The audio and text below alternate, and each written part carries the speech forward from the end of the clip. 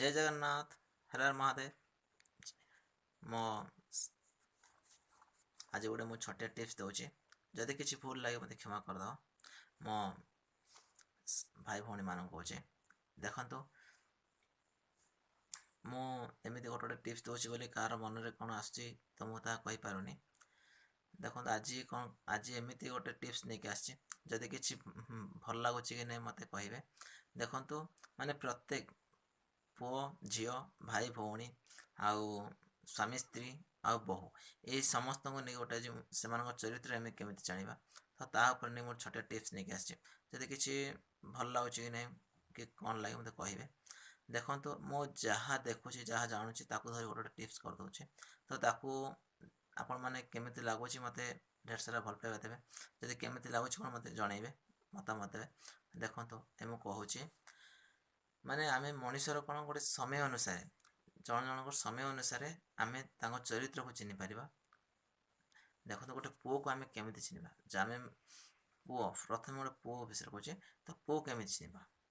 पुओ को चिन्हवा कहले पुओर मैरेज पर माने जो बाहाघर पर ही आम से पुओर चरित्र को चिन्ह पार। देखु माने पितामाता माने पितामाता माने बापा माँ माने कौन करती गोटे पुओ माने छोटू बड़ है जाए तुम अरे से पुओ घर मो पुओ भल मो पुओ भल पढ़ी देखो आज जॉब कला कि बिजनेस कला तो से कही बुलाती मो पुओ भल मो बहुत भल कि आप पुओ आप कौ समय चिन्हबे जो से मैरेज कर सारापर। देखते से मैरेज कर सारापर सी केमी समस्त को आपणार करुचे पितामाता हो तार स्त्री हो सी केमी से आपणार करुचे आमी समस्त से मिसिकी रोचे तो सेठू आप जानीपर आपण पुअर चरित्र को।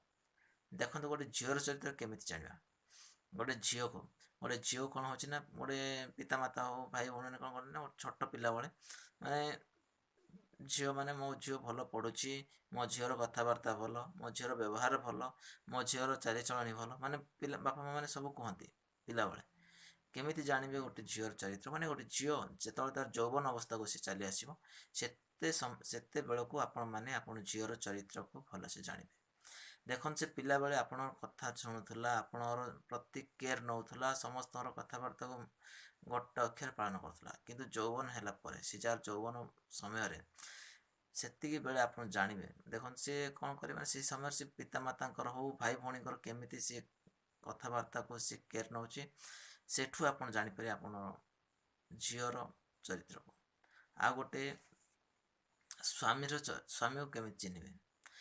देखो गोटे गोटे स्त्री जी माने मो स्वामी भल ये सब कहते तो मुझे कहूनी बट कौन कर गोटे स्वामी जिते मैरेज हो सारापर सी तार सांगसाथी हो बंधु बांधव समस्त जगह ता स्त्री को माने मो स्त्री एत भल मो स्त्री बहुत भल माने उच्च रखुव तो सेठू आप भावेनि आप स्वामीर चरित्र आप ठीक से जानीदे। बट कौ समय जानवे ना जो समय आप रोग पीड़ित होते तो से समय आप स्वामी को आप भलसे चिन्हबे। आ गोटे जिनस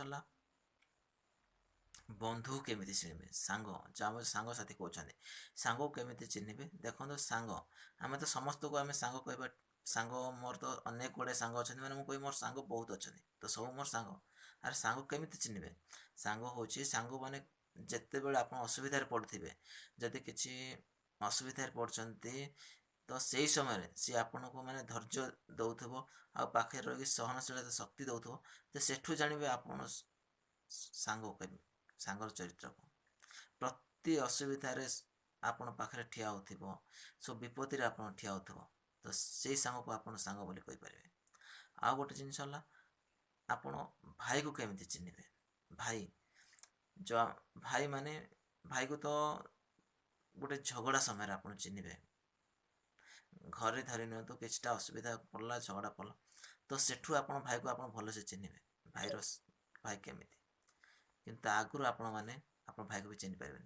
आ गोटे भौणी को आम केमी चिन्हवा। देखो आम पिला बेलू आम से माने भौणी को अरे मो भौणी भल मो भौणी पाखे मो भौणी सबुठ भल कहते बट न बट यहाँ कौन करा पड़े आप भौणी की आप चिन्हवा कौ समय चिन्हबे। देखो जी हूँ ना प्रत्येक भाई आप भौणी जार भी भाई हो भौणी मान को मो भौणी भल मो माने सबकि माने भौणी को आम सबकि दुख हो सुख हो शांति हो दुख हो कष्ट हो सबकि भौणी पर सेयर करता। ତ ତାହା ବୋଲି ଆପଣ ଭଉଣୀ ଭଲ ନାହିଁ। ଭଉଣୀ କେଉଁ ସମୟରେ କହିବେ, ଯେତେବେଳେ ଆପଣଙ୍କ ଘର ବଣ୍ଟା ହେବ, ସେଇ ସମୟରେ ଆପଣ ଭଉଣୀର ଅସଲି ଚରିତ୍ର ଆପଣ ଜାଣିପାରିବେ। ତ ଆଉ ମୁଁ ବେଶୀ କିଛି କହୁନି, ସେଠୁ ଆପଣ ଜାଣିଦେବେ ମାନେ ଆପଣ ଭଉଣୀ କ'ଣ କେମିତି ଆପଣ ନିଜେ ଯାହା ଯାହା ଉପଭୋଗ ଯେଉଁମାନେ କରିଥିବେ, ତ ସେଠୁ ଆପଣ ଜାଣିପାରିବେ। ଆଉ ଗୋଟେ ବୋହୂ କେମିତି ଚିହ୍ନିବେ? ଦେଖନ୍ତୁ, ପିତାମାତା ମାନେ ଯେତେବେଳେ ଗୋଟେ ପୁଅକୁ ବାହା କରିଥାଏ, ବୋହୂ ଘରକୁ ନେଇକି ଆସିଲା ପରେ ନା କ'ଣ କରନ୍ତି ନା, ସମସ୍ତଙ୍କ ଆଗରେ ଆରେ ମୋ ବୋହୂ ଭଲ, ମୋ ବୋହୂ ବହୁତ ସୁନ୍ଦର, ମୋ ବୋହୂର ଚରିତ୍ର ଭଲ, ମୋ ବୋହୂର ଚାଲିଚଳଣି ଭଲ, ବ୍ୟବହାର ଭଲ, ମାନେ ସମସ୍ତଙ୍କୁ କହି ବୁଲନ୍ତି। ବଟ୍ ଆପଣ ଭୁଲ କରୁଛନ୍ତି। ଆପଣ ବୋହୂ କେଉଁ ସମୟରେ ଆପଣ ଚିହ୍ନିବେ? ଯେଉଁ ସମୟରେ ଆପଣ ବୃଦ୍ଧାବସ୍ଥାକୁ ଚାଲି ଆସିବେ, ସେହି ସମୟରେ ଆପଣ ବୋହୂକୁ ଆପଣ ଠିକ୍ସେ ଚିହ୍ନିପାରିବେ। ଦେଖନ୍ତୁ, ଆପଣ ବହୁତ ସୁନ୍ଦର ହେଇଥିଲା, ପ୍ଲସ୍ ତା ଚାଲିଚଳଣି ଭଲ ଥିଲା, ତା ବୁଦ୍ଧି ଭଲ ଥିଲା, ତା ବ୍ୟବହାର ଭଲ ଥିଲା, ଆପଣ ସମସ୍ତଙ୍କୁ କହି ବୋଲୁଥିଲେ। କିନ୍ତୁ ଆପଣ କେମିତି ଜାଣିବେ ଆପଣ ବୋହୂର ଚରିତ୍ରକୁ?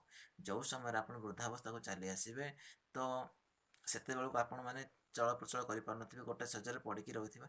ଯଦି ସେତିକି ସମୟରେ ଆପଣ ବୋହୂ ଯଦି ଆପଣଙ୍କର ସେବା ସୁତରା କରୁଥିବ, ଠିକ୍ ଦେଖାଶୁଣା କରୁଥିବ, ସେଠୁ ଜାଣିବେ ଆପଣ ବୋହୂର ଚରିତ୍ର କ'ଣ। ଆରେ ମୁଁ ଏମିତି କହୁଛି ବୋଲି ମୋତେ କେହି ଖରାପ ଭାବନ୍ତୁନି, ବଟ୍ ମୁଁ ଯାହା ଜାଣିଛି, ଯାହା ମୋ ମନରେ ଆସିଛି, ମୁଁ ତାହା ଆଜି କହିଦେଇଛି। ଯଦି କିଛି ଭୁଲ ଲାଗିବ ମୋତେ କ୍ଷମା କରିଦେବ।